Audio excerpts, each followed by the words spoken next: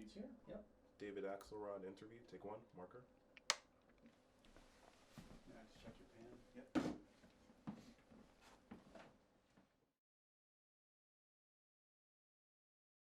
Well, I met Barack Obama as a favor to a friend. There's a woman in town named Bettylu Saltzman who's kind of a doyenne of liberal politics, and she called me, it must have been late 91 or early 92, and said, I just met the most extraordinary person, and I think you've got to meet him, and his name is Barack Obama. And I said, why is that? Why do I have to meet him, Bettylu? I mean, I'm happy to, but she said, I know this sounds crazy, but I think he could be the first black president of the United States. And I thought, well, that was pretty grandiose.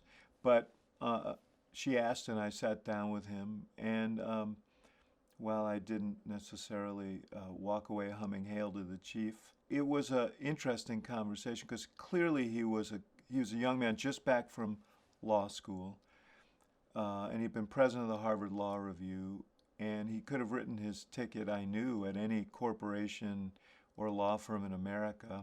And instead, he came back to Chicago to run a voter registration drive and to work in a small civil rights firm. And he said, I want to do something larger than myself. And, you know, the world of politics divides into two categories. The larger cohort are people who run for public office because they want to be something. And then there's this admirable smaller cohort of people who run for public office because they want to do something. And he clearly was in that group.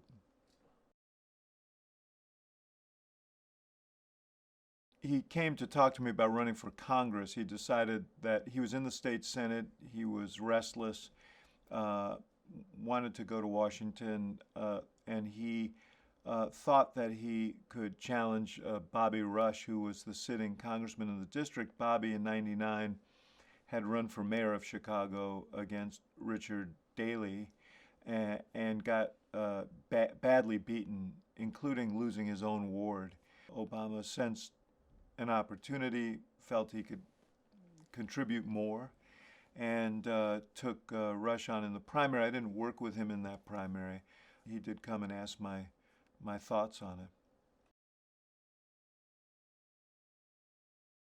In the summer of 2002, I got a call from State Senator Obama, who told me that he wanted to run for the United States Senate. And it was sort of an existential moment for him because he had lost the race to Bobby Rush by some 30 points. He was broke. And though he was widely admired, he also was thought to be damaged political goods. It also was the year after Osama bin Laden took out the World Trade Center, and there was this thought in the political community that the name Barack Obama would not be saleable in a state. There was someone who worked with us in that race who suggested to him that he'd run as Barry Obama, which was his nickname when he was a kid. He just laughed that off and said, yeah, that's fine. I know it probably tests better, but my name's Barack. That's how we're going to run. But, you know, for me, I was going through an existential time myself. I saw how cynical politics was becoming, and I was so discouraged that I thought maybe I was going to get out of politics myself and get back into journalism from where I came. That call from Obama was very important to me. I went home and told my wife, Susan, you know, if I could help Barack Obama get elected to the United States Senate, I would feel like I had done something really positive. That could really recharge my batteries. So we each were having existential crises, and we teamed up on this improbable journey. It was really a personal sacrifice for the whole family. And when he called me about the Senate race, he said, I told Michelle I've got one race left in me. If it doesn't work out, I'll go out and make a living. But I think I want to take a shot at the Senate seat. It was a revelation to me to watch Barack Obama campaign in Illinois for the United States Senate. He had a young man who traveled with him who called me from the road. He was down in deep southern Illinois, closer to Little Rock than Chicago, at a small town in a VFW hall. And the kid said, "Boy, it went over great." And Obama called me that night, and I said, "Gee, I heard it went great down at the VFW hall," and I forget the name of the town. And he said, "Why do you sound so surprised?" And I said, "I don't know, a black guy named Barack Obama from the south side of Chicago. I thought it might be a little challenging." And he said, "No, you don't get it." He said, we talk about my grandfather who marched in Patton's army and my grandmother who was a Rosie the Riveter, and we get along great." And I realized that this was a guy who felt comfortable in any room in which he entered, that he could be in that VFW hall in deep southern Illinois or in an inner city church or in a Tony parlor in the suburbs and feel entirely comfortable and make people feel comfortable with him. And at a time when the country was so riven, that was an extraordinary gift. Because Barack Obama came from this biracial background, he grew up in Hawaii, he had lived in different environments at Harvard and at Columbia, of understanding and empathy that really transcended race. He refused to be put in a box. He always used to say to us, "I'm of the black community, but I'm not limited to the black community," and that was absolutely true. He was someone who appealed very, very broadly, and he gave people hope because of that. People who were worried about how divisive our politics had become, our society was becoming. He was a guy who seemed to break those barriers down. I mean, I saw in Barack from the very beginning this interest in other people's stories. A lot of politicians master the art of appearing to listen, but he genuinely listened. And he would come back from campaigning all over the state, and he would just volunteer stories about people he'd met who had moved him. The parent who couldn't get the medications for his kid because he couldn't afford it. The person who worked for 30 years at the factory that disappeared. These were not just lines in a speech for him. These were real people, and they animated him as he traveled around the state and as he moved forward. And it was interesting. We did a little event for him at my own apartment when he was still a long shot candidate for the Senate. And it was a good group of people, and he gave a very high-minded but sort of intellectualized speech. And I said, "Barack, you call me every night and you tell these moving stories. That's really what you should be talking about." Increasingly, he integrated those stories into his rhetoric. He is, at heart, a natural storyteller. The reason he's such a good storyteller is because he's such a good listener, and he does have empathy. And that was an important component of his success in politics. We really built a movement that was that inspired people to believe that we could do better in our politics. It was the forerunner of what people would see in 2008. The Senate race was really a trial ground for that, even though we didn't know that he'd be running for president in 2008. And we wanted to communicate in the ads that we could overcome some of these really great barriers in our politics, that we could overcome the cynicism, that we could overcome this sort of grinding status quo, and that Barack Obama was a guy who had overcome a lot of things in his life, in politics, and was a person who represented that hope. The first ad we ever did was a biographical ad that combined some of the barriers that he had broken in his life, but also some of the things he had achieved in public life for people that seemed improbable. And it ended with him saying, now they say we can't change Washington. I'm Barack Obama, and I approve this message to say, yes, we can. That was the first ad I ever did for him.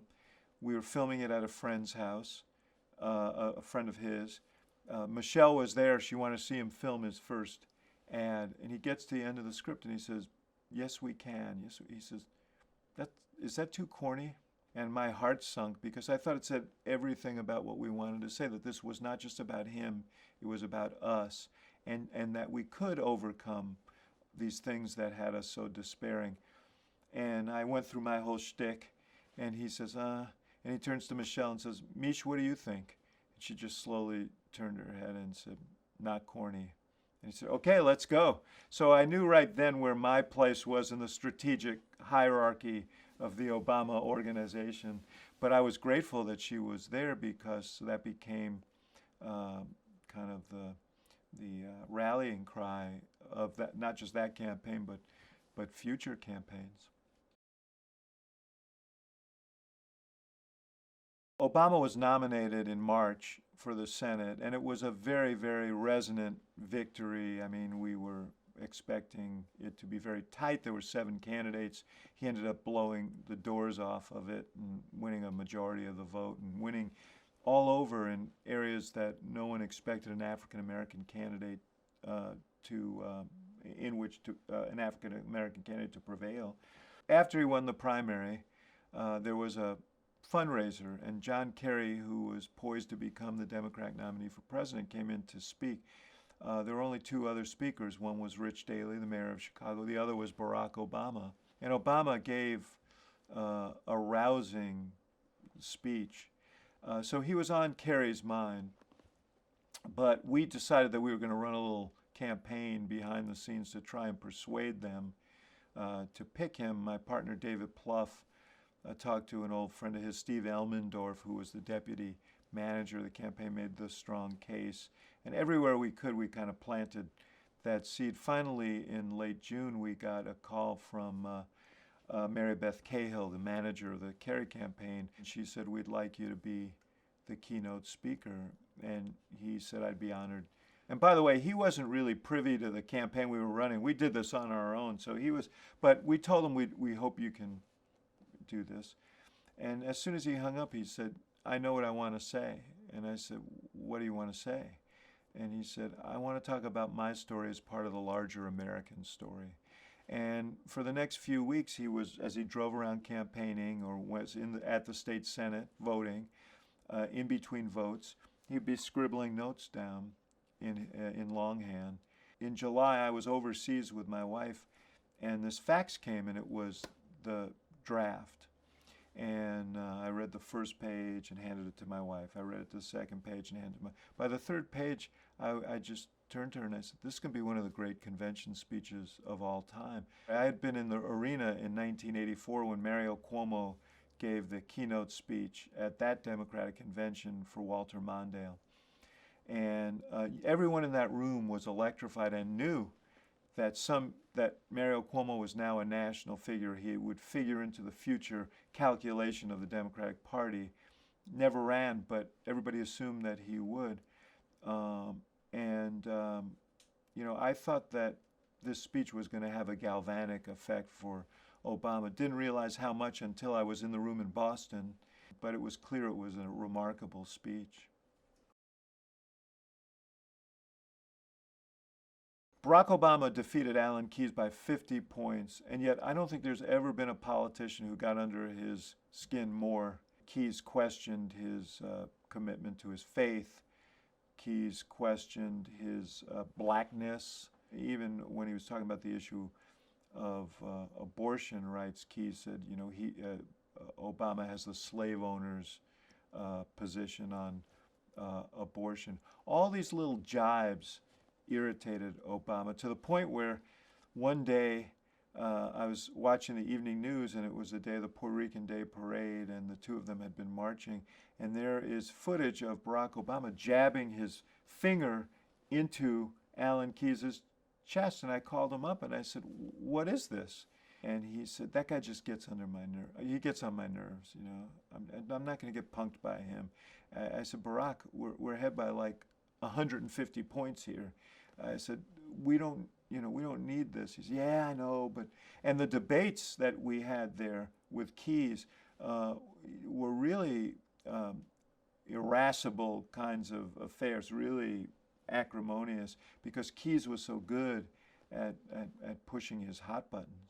When Obama decided to run for president, or was considering running for president, one of the questions I raised in a memo that I wrote to him was how he would react to the constant kind of provocations that one has to endure when one's running for president. And I said, I don't know if you're Floyd Patterson or Muhammad Ali. I don't know, when you take a punch flush on the chin, whether you're going to go down or whether you're going to keep fighting. And it was only during the campaign that I learned, and he grew a much thicker skin. I learned that he indeed could take a punch, but no one scored more against him and his psyche than Alan Keyes. For the first year of his Senate tenure, we really tried to be very low key for two reasons. We didn't want to signal to the people of Illinois that somehow Obama was using Illinois as a stepping stone to something else, and that wasn't his intent. We also didn't want to aggravate his colleagues who were naturally resentful of all the advance notice that he had gotten and all the attention. He could have done a Sunday show every week. We didn't do any. Late 2005, Katrina happened, and that drew him back in. And little by little, things escalated. But we postponed a trip to Africa. Finally, in the summer of 2006, he went. And the reaction to him there, not just in Kenya, but elsewhere, was so kinetic that it was something akin to what I imagine Bobby Kennedy experienced when he went to South Africa in 1966. The level of the coverage they got, because a lot of reporters followed, and the reaction he got there, which was frenetic, was really signaled that this guy was a globally important leader. This happened just as the drumbeat was building for him to become a candidate for president. The draft was on. Clearly, we threw a few logs on that fire. The trip to Africa we knew would be well covered, but this really accelerated people's interest in him as a candidate. Throughout 2006, it became clearer and clearer that he was going to have to take a look at running for president, and that he might be interested. In the spring of 2006, Harry Reid and Chuck Schumer called him in to their office, into Reid's office, to say, you really ought to think about running, which kind of shocked Obama that the leaders, the Senate leaders would take that step to encourage him. And he said, I got to think about this. In the summer, he took the trip to Africa. He also authorized us to begin quietly taking soundings in Iowa and New Hampshire. He went and spoke at the Harkin Steak Fry, which was an iconic event in Iowa, run by then Senator Tom Harkin, gathering place for Democrats, and a trial setting for all presidential candidates, Democratic presidential candidates, and Obama took that place by storm. Then his book came out. He had a book coming out called The Audacity of Hope, and he went on a book tour in October. And there were 1,000 or more people at every stop, and each person said, you've got to run for president, you've got to run for president. I met him in Philadelphia in mid-October of 2006 because he was going to do Meet the Press. It was a Saturday. He was going to do Meet the Press the next day, and we were going to brief for it on the way down to Washington. So Robert Gibbs and I traveled down there with him. And I said, Tim, one of the first questions he's going to ask is, you said you weren't going to run in 2008. Is that still your position? It's his favorite question. And I said, how are you going to answer? And he said, I guess I'm going to say, I've changed my mind, and I'm thinking about it. And Gibbs and I both looked at each other, and Gibbs said to Senator Obama, "Sir, have you talked to Mrs. Obama about this?" And he said, "Oh, gee, I got to make that call tonight." And the next day he did that, and it was it was volcanic in its impact on the political community. And but he didn't make a final decision on running until late December, early January. And the day after the election in 2006, the midterm election, 8 or so of us gathered at my office in Chicago and began talking seriously about it. And his questions were some personal, some soul-searching about what he could bring to it, and then some very practical questions about whether it was possible, because that was the whole Obama for America organization in that room. 8 people. Hillary Clinton was running. She had a national organization. She was clearly the front runner. John Edwards had run before and was very popular in Iowa.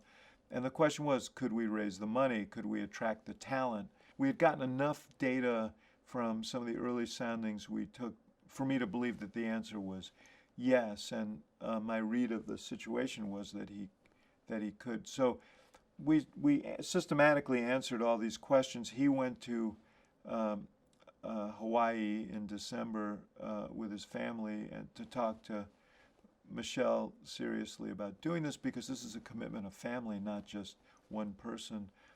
But it was pretty clear to me when he left that he was trending yes. And then on January 2nd, he was back from Hawaii. I was sitting in my office, and he came in unannounced, and he plopped down in a chair and said, I'm close to making the decision to do this. And we had a 2-hour conversation. I told him, my concern for you, Barack, is not that you're going to lose, it's that you're going to win. And this will change your life forever and your family's life forever, and you can never go back. And so you just need to think about that.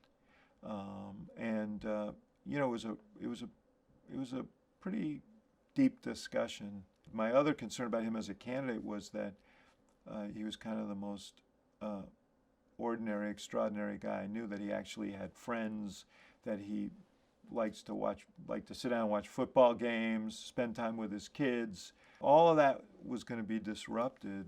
And in fact, in the first 6 months of the campaign, there were times when he was really down because he missed his family, he missed his life.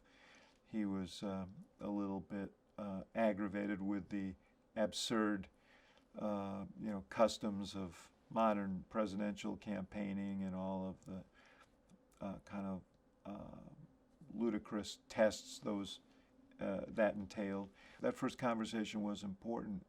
I felt as a friend he had to go in with eyes wide open about what it was that he was committing to, because I really did believe he could win this thing. The first meeting we ever had with the senior staff, there were probably 10 people there who were beginning to work on the campaign. It was before he formally announced, but after he had made the decision and was taking steps to put the organization together. He joined us for a meeting, and he said, look, I just have 3 rules. One is this can be a grassroots campaign, because first of all, it's the only way I can win, and secondly, it's the kind of politics I believe in. The second thing is we're not going to be leaking on each other here. We're not going to be pointing fingers at each other. And if I see that, you're going to have to leave. We're either going to rise or fall together. And the third was, he said, running for president is a deadly serious thing, and it's an incredibly important pursuit, but there ought to be joy in that pursuit. We ought to have fun. Also, we're going to make mistakes. Things are going to happen. And he said, to paraphrase Tom Cruise from Risky Business, sometimes you just got to say, what the fuck? That was a the governing philosophy of our campaign. We survived the vicissitudes of a long, long campaign, and ultimately, a challenging administration, because he had that quality and demanded that of others, or encouraged that in others, to just take things as they come and not get too low on those low days and not get too high on the high days, and have some fun in the pursuit, and we did.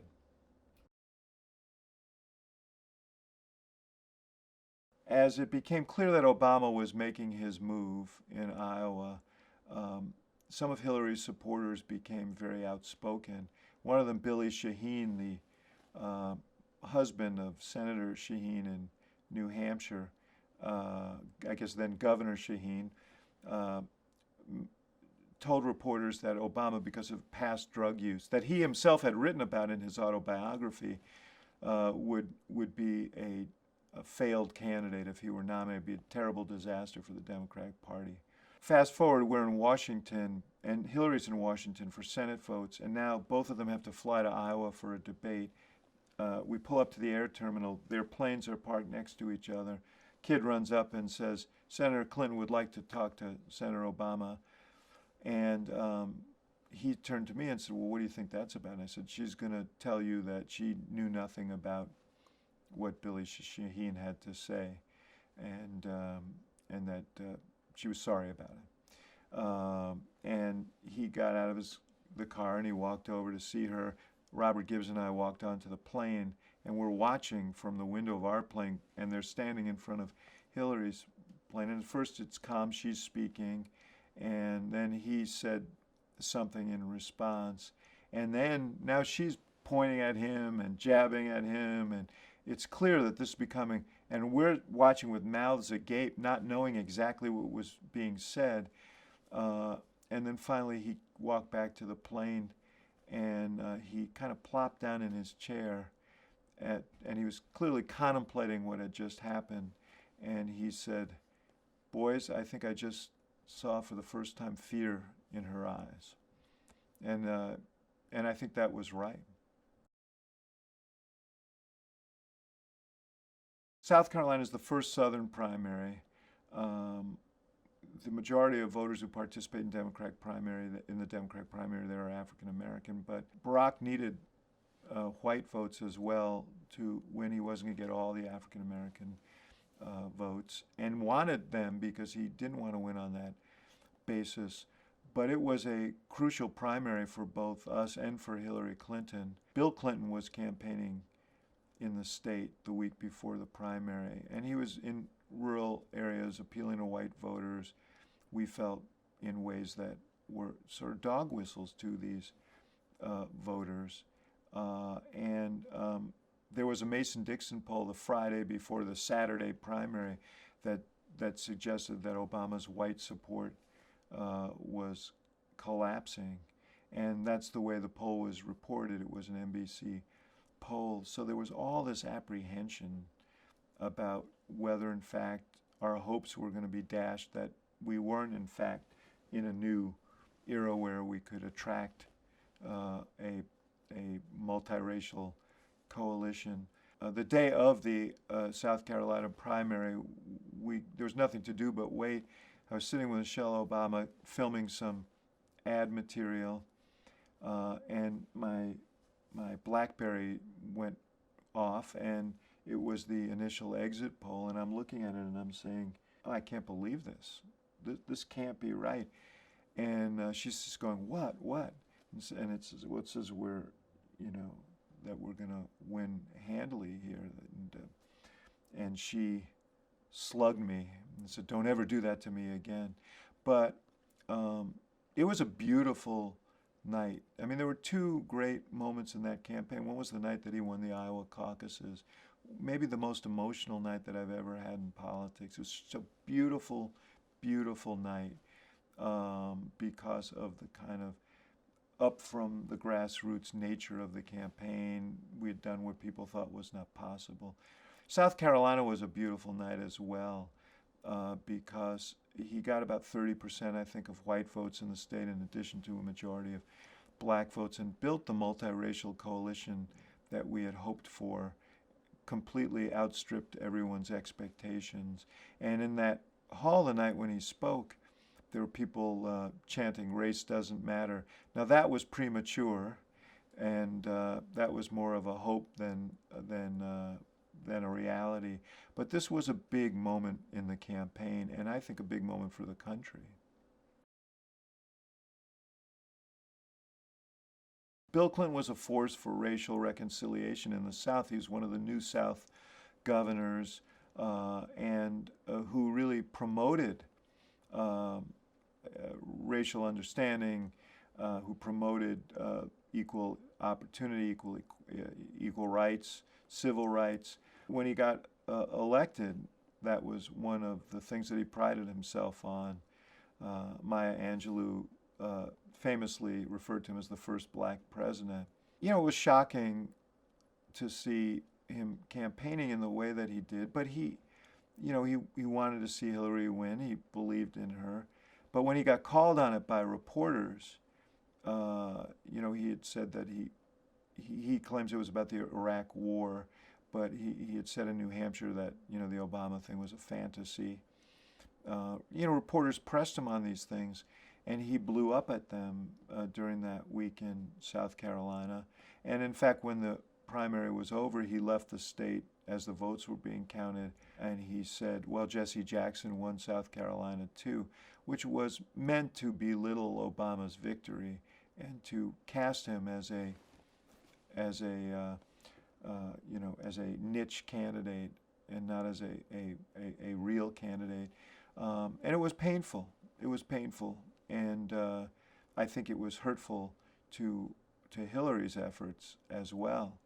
The weekend of the South Carolina primary was probably the most significant weekend of the campaign, because not only did Obama win an unexpectedly resounding victory in South Carolina that was brimming with emotion, but it was also the weekend that Ted Kennedy let us know that he was going to endorse. Caroline Kennedy placed a piece in the New York Times saying that she had always encountered people who said her father was the one who inspired them, and she said, I finally met the candidate who inspires me, which brought tears to my eyes as a Kennedy-ophile. And then that Monday was the endorsement from Senator Kennedy, Caroline Kennedy, Patrick Kennedy at American University. The Kennedy endorsement was incredibly important for Obama, not because Kennedy would bring large numbers of votes to him, but because Kennedy was the leader of sort of Democrats in Washington. He was an establishment figure, highly respected, and his willingness to lay hands on Obama and say he's ready to be president really spoke to concerns that people had about that. And he was a great credentializer for Obama. Senator Kennedy was disturbed by some of the attacks on Obama from the Clinton camp, and he called President Clinton, and he had a very heated discussion with President Clinton about it. This was before Kennedy endorsed Obama. I'm given to believe that it was partly that discussion that tipped him over to want to endorse Obama, because he was disturbed by the nature of the conversation. Campaigns are really long oral exams and character tests for the presidency. Ours really came on a day, I think in March of 2008. The Obamas belonged to a church in Chicago, and the reverend there, the pastor, Reverend Wright, had been there for 30 years. He was a really bright and highly respected guy. He was also someone who was capable of fiery rhetoric, and we knew that. We neglected to do what we should have done, to go back and look at his sermons. Obama was was not there for all of his sermons. Some of them, there were lines you could remove from Reverend Wright's sermons that were really, really incendiary or could be viewed as such. So much of what our opponents wanted to do was paint Obama as a kind of militant black man who was someone people should fear. And it was very difficult because he's not, and because he was such a reassuring figure. So I think that they shifted their focus to Reverend Wright and tried to make him a surrogate as Obama's pastor, and took clips and wove them together into, you know, the most incendiary things he had said over a 30-year career in like 2 minutes. But it had the desired effect. I think because the media was questioning whether, in fact, a black man could get elected president. The political community wondered about it. And now came this tape. And there was this sense that, well, maybe this is it. Maybe this will trip him up. Maybe people will move away from him because of this. Obama was in the Senate the day this greatest hits of Reverend Wright tape surfaced in the media. He was voting all day. I don't think he had a sense of how much it had captured the imagination of the media. It was big fodder for cable TV. He came back to Chicago on Friday, and he did some cable TV hits, and he immediately got a sense of how hot this issue was. And he called me and David Plouffe that night, our campaign manager, and said, I want to make a speech. I want to make a speech about race, and I want to put this Reverend Wright issue in context. And we said, okay.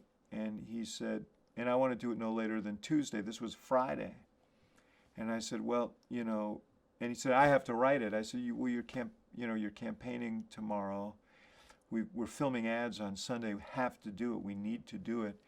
And you're campaigning all day in Pennsylvania on Monday. When are you going to write this speech? He said, don't worry about it. Just schedule it no later than Tuesday morning. We'll get this speech done. I know what I want to say. He dictated an outline to his speechwriter, John Favreau. And then Sunday night, after he put his kids to bed, he worked on it from like 10 at night to 2 or 3 in the morning. The next day, the speech was half done. The day before he was going to deliver it, and we set out at 8:30 in the morning for Pennsylvania. He campaigns all day. 9:30 at night, we arrive at the hotel. He went off to his room to finish this speech. I went off to the bar to assuage or allay my anxiety. And 3 in the morning, I was asleep in my room, and I got up and I noticed that there was an email from Obama on my BlackBerry. It was the speech. And I stood there and I looked at it in the dark. I emailed him back and said, this is why you should be president. The next morning, we went to the Constitution Center in Philly. We set up this speech for the Constitution Center in Philadelphia on the theory that if you're going to go down on a big stage. And we got to the Constitution Center, and the anxiety in the room, there were a lot of his friends and supporters there, was palpable. And we were in the green room right before the speech. And he turned to me and said, you know, I'm going to go out there and give this speech, and people will either accept it or they won't. And if they don't, then I just won't be president, but at least I'll have said what I think needs to be said. He said, that's worth something. And he went out there and he gave a speech worthy of a president, worthy of the moment, probably the best speech on race any candidate for president has ever delivered. And it actually turned a moment that could have been a disaster for the campaign into a moment of triumph, because people saw how he would deal with pressure and how he would deal with really personal attacks. And he dealt with it with such strength and dignity and wisdom that it actually strengthened his own image as a potential president. There was some event where Barack and Michelle had a fist bump, and this created all. Fox News said this was some sort of militant exhibition. The New Yorker picked up on this and did a cover cartoon that kind of portrayed the Obamas as militants. It was meant to lampoon those who were making the charge, but I think that part was lost on people.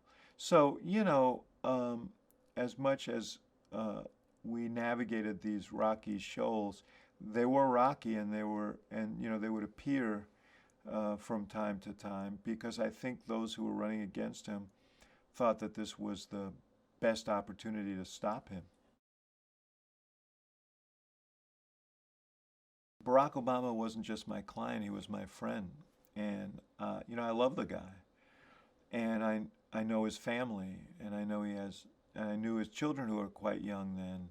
You can't help but worry about a candidate, the guy who might be the first African-American president of the United States in a country where race has been a searing story from its very beginning.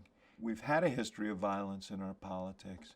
I remember very well the Bobby Kennedy assassination, and his campaign was not unlike Obama's campaign in that it stirred. In fact, we talked about trying to be that kind of campaign that could stir hope for change.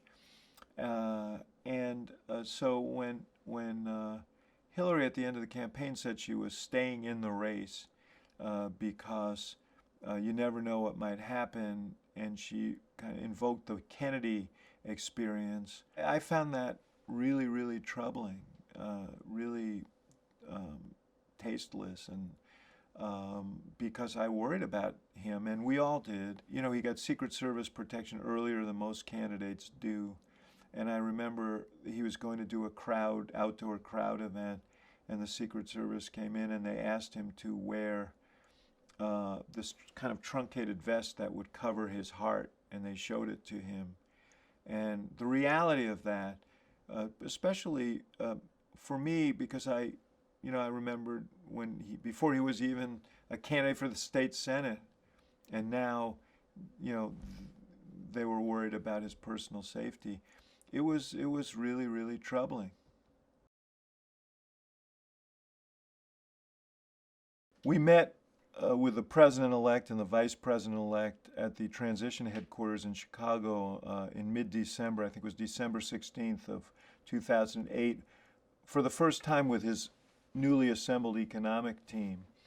Christy Romer, who is the incoming head of the Council of Economic Advisors, spoke first, and she was an expert on the Great Depression, and she said, "Mr. President," it was the first time I heard people referring to him this way, "Mr. President, we're in a recession now that will be will be the deepest that we've seen since the Great Depression." Larry Summers spoke next, who was his incoming chairman of the National Economic Council, and he said there's a 1 in 3 chance of a second Great Depression. Tim Geithner, the incoming Treasury Secretary, said, "Mr. President, the banks are locked up and the financial system could collapse." And then Peter Orszag, who was going to be the budget director, and said, "And this is going to add, the steps we need to take and the recession stuff will add trillions of dollars in debt." And then everybody turned to him after this dismal report, and he said, I guess we can't ask for a recount, so we better figure out what to do. And very calmly over the next 4 hours, he led a discussion about what the options were, what was needed. He gave his own priorities for how to begin getting out of this hole. But what was very clear leaving that meeting, and what everybody felt, was this sense of sobriety, that this was nothing any of us had anticipated when he began running for president, and now it was clear he was going to take office amid the worst economic crisis that any president had experienced since Franklin Roosevelt in 1933. We were on the plane leaving Denver after a very successful convention when the word came that Sarah Palin was going to be McCain's running mate, and I ran up to the front of the plane to say tell Obama the news, and he thought about it. He said, "Well, I wonder why he did." He said, "I guess change. She's a woman." And then he stopped and said, she may be the greatest politician since Ronald Reagan, and she can come out of Alaska and handle this. He said, but this running for national office is really tough. He said, I was a terrible candidate for 6 months before I learned how to do it. I'll give this about 4 weeks. And 4 weeks later, she did that interview with Katie Couric. So it was kind of prescient on his part. It speaks to his sort of insight into people and the process. He's a writer, and he sees he has the gift of being able to see the scenes that he is participating in and stepping back and evaluating them. Sarah Palin gave, whatever the long-term impact of Sarah Palin on McCain's chances, she gave him a short-term adrenaline shot, and his campaign began to attract big crowds. But the crowds also, the tone and tenor of the crowds turned uglier and uglier, and there was more sort of overt racism that was evident there, and you could see the forerunner of what would become the movement that ultimately elected Donald Trump. Not to say that everybody who voted for Donald Trump shared that view. Some of the ugliness you'd see at Trump rallies later were evident in those rallies of Palin's. You know, we all saw John McCain confront that at that town hall meeting in Minnesota, and you know, we all thought that was, you know, his finest moment in the whole campaign. But you know, I don't recall having a long conversation with Senator Obama about those rallies, other than the one where McCain confronted the woman, and I don't think he was surprised by some of the acrimony out there. He, after all, was a black man who had grown up in America, so he understood that there were these darker impulses out there. But at the same time, he was traveling the country, and there were as many as 100,000 people showing up at his rallies, and they were very much affirming, and they were very integrated. And so that was a tonic, in a way, for some of the ugliness that we saw on the other side. It's difficult to be the first anything. You have to be very strong. And he had that strength. But there were times when he saw things that really upset him. The initial reports about Skip Gates up at Harvard were disturbing, and I think disturbing to a lot of African Americans. The details became a little hazier over time, but when he got asked the question at press conference, it was the last question he was asked at a press conference, and I think he answered instinctively, because he knows that there have been many cases in which police have overstepped their authority in their relations with the African American community. I mean, that was palpable for anyone who lived in the community, and it was something that we now all see more clearly because we live in the age of cell phones and videotape. So he reacted in an instinctive way, but it created a firestorm that was a distraction from other important things that he needed to do.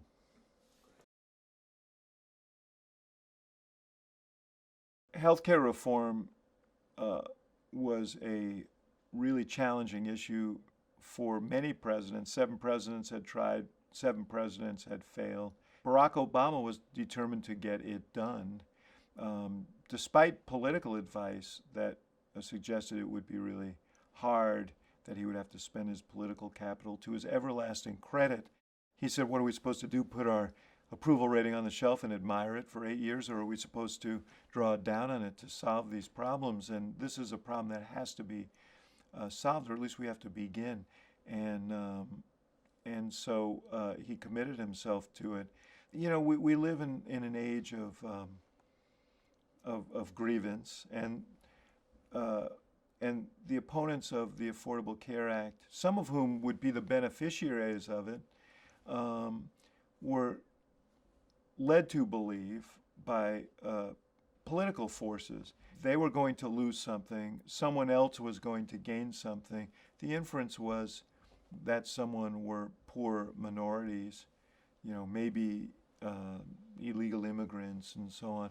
I mean, it was an ugly campaign, and it served the political purposes of some, but it really did a disservice to the issue itself. And the fact that he was an African American president helped contribute to that, I'm sure. Well, his temperament is such that you know, he doesn't fling himself headlong into any issue. I mean, he thinks about it and reflects on it. The Trayvon Martin case was really touched him for the reason that he said that Trayvon could have been his son. After many years in the public eye and a lifetime of interactions with people, I think that he understood that every time he engaged on these issues, that it would create a reaction. He tried to treat these tragedies and these incidents as teaching moments. His inclination is to treat them as teaching moments, but it's hard to escape the fundamental dynamic of race in America. The most compelling interactions I ever saw Barack Obama have was with young black men, particularly young black men who didn't have fathers, like he didn't have a father, and he, you know, his interaction with them, his sense of empathy for them, but also his very hard advice to them about no matter what hand you're dealt, the personal responsibility that you have to assume for your own lives was really compelling. His investment in that program is a reflection of that. I mean, I think he wants to provide the support, but also the admonitions that are necessary for these young men who are in, you know, difficult circumstances. Whenever you try and do something meaningful in a highly charged environment, there are going to be critics, you know, from right to left. Obama knows that. I mean, he's experienced it over a long period of time. I so remember when he was a state senator and representing a district on the south side of Chicago, talking about what it was like to go to kindergarten rooms and first grade rooms and have these kids with a light in their eyes say, I want to be a doctor, I want to be a lawyer, I want to be a president. And then going to a middle school class and seeing all that hope and all those aspirations kind of dampened and that light extinguished because of the reality of life in the community. I don't think he needs any lectures from anyone on the struggles that these young people have. He's more interested in offering, you know, opportunities, offering advice, offering mentorship, which is something that is really needed. When Barack Obama was considering running for president, I wrote him a memo, and one of the premises of the memo is that when a president retires after 2 terms, that president sets the stage for the next president, in the sense that the country never looks, no matter how popular the president is, for the replica of what they have. They generally look for the remedy. And one of the reasons I thought he could win in 2008 was he represented the most authentic and compelling antithesis to the style of George W. Bush. By that measure, there's no one who's a greater antithesis to Barack Obama than Donald Trump. So maybe those seeds were planted in that way. Some of the things that Trump has tried to undo are ultimately undoable. It is instructive how, for example, resilient the Affordable Care Act has been, because people want health care.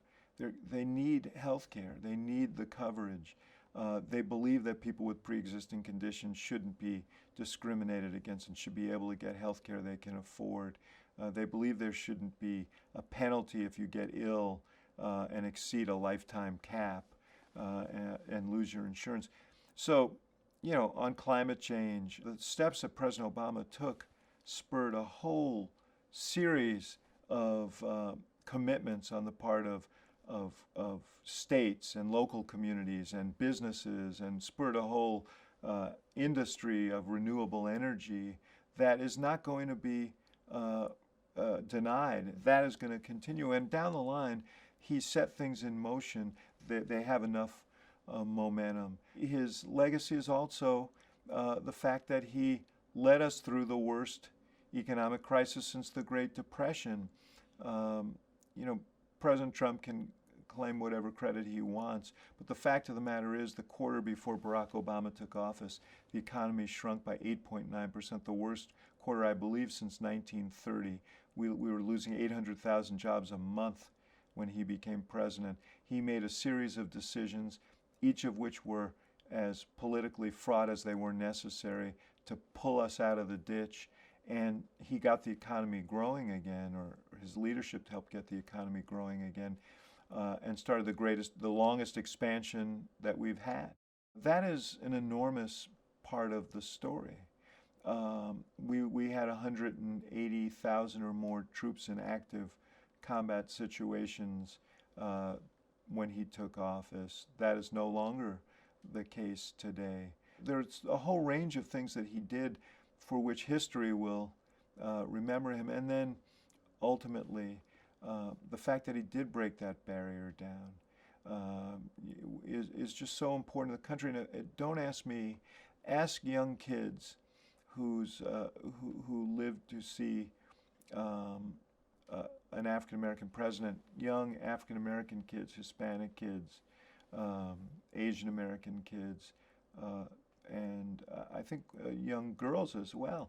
The notion that barriers that people thought unthinkable could be broken is the legacy of Barack Obama, and he'll be remembered for that. It was an honor to see him do his work the way he did it. There was a sense of decorum and ethics and honesty and commitment to the country that suffused the entire White House and the administration when he was there. And I think that's a model for presidents. Not all abide by it, but I think it's what the country wants, yearns for. People will look back and say, I'm proud of the way he conducted himself as President of the United States. That's no small thing. Virtually every president in my lifetime understood, whether they were Republican or Democrat, that they were trustees of the democracy, that how they conducted themselves in office was important for our institutions, important for how the world looked at us. Barack Obama felt that way very, very deeply, understood that the words he spoke could send armies marching and markets tumbling, and understood that if he disrespected our institutions, that others would feel licensed to do so as well. That if he spoke in ways that were divisive, that others would feel licensed to do that as well. He understood that the burdens of the presidency included the burden to act, or the requirement to act in a way that would encourage good citizenship and cooperation between people and so on. It's something he felt deeply. When we came to the White House, we lived in crisis every day. We worried for months and months and months whether the economy would collapse. We had 2 wars raging without a real strategy, particularly in Afghanistan. It was a very, very fraught time. And the thing that gave us all reassurance was the president himself. He was a guy who went home every night with a stack of homework and thought about it, and came in the next day and asked the right questions and challenged people in the right way. And there was a sense of solidity about him. Never saw him unprepared for a meeting. Most of the time he asked questions that the experts in the room would say, gee, I hadn't thought about that, let us get back to you. I felt better about the country and about the future and about dealing with the crises we were facing, because he was such a solid, thoughtful presence in the center of the storm. What was remarkable to me was how a guy who was relatively young, had been in Washington a relatively short time, assumed the office amid the greatest crisis you could imagine, and was such a source of calm and focus. You want to believe that the person sitting in that chair has extraordinary qualities like that. And in this case, he did. And even those of us who were close to him, even those of us who had been around him for years and years and years, I think kind of marveled at the sense of focus and calm and wisdom that he brought to that office at a time when the country really needed it.